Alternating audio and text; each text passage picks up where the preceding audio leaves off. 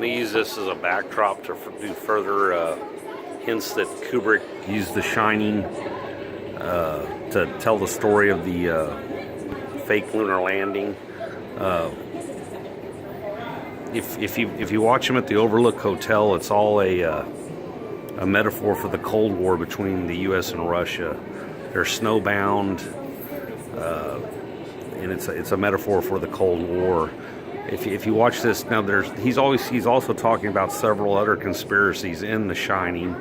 One of them is the Holocaust. He's even talking about the Holocaust. He wanted to make a movie about the Holocaust, and he was kind of relieved when they actually started making movies about it. So he was torn up over it. But if you watch the scene where they're watching a TV in the hotel lobby, and in the background there's the windows are all iced up. There is no the TV isn't plugged in at all. You can check it out. There's no plug into the TV, and they're showing a movie called The Summer of 42, and 42 is when they started enacting the final solution. And so yeah, he's not just talking about the moon landing hoax in there. He's also talking about the gold standard, the injustices done to the American Indians. If when I've already talked about this in the other video, when Scatman Crothers is talking to her, and over his shoulder there's Tang, which is meaning the astronauts took Tang supposedly up with them in space.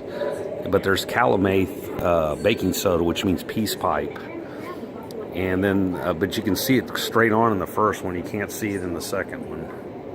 The second scene that has a lot of Tang and Calumet, they turn the name Calumet, which means peace pipe, around, and it's obfuscated when Jack's on the floor making a deal with the spirit of the hotel towards the end of the movie.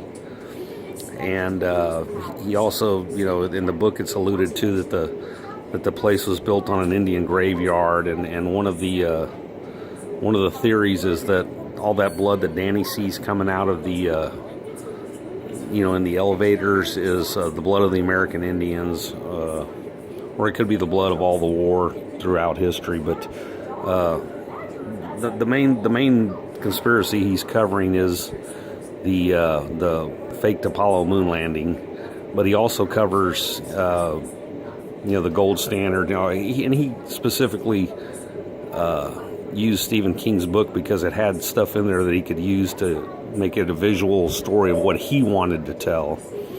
Like when he goes up to Lloyd, the bartender, and says, "Your money's no good here, Mr. Torrance," and it's in the gold room.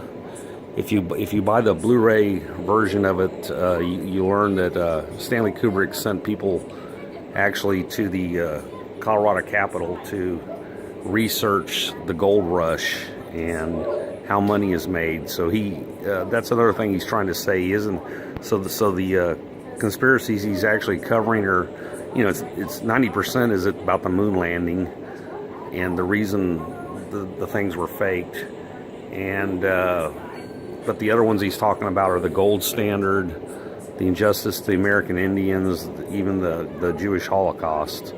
So anyway, check it all out. Jay Weidner's got the definitive work on it. Check that out. Bye.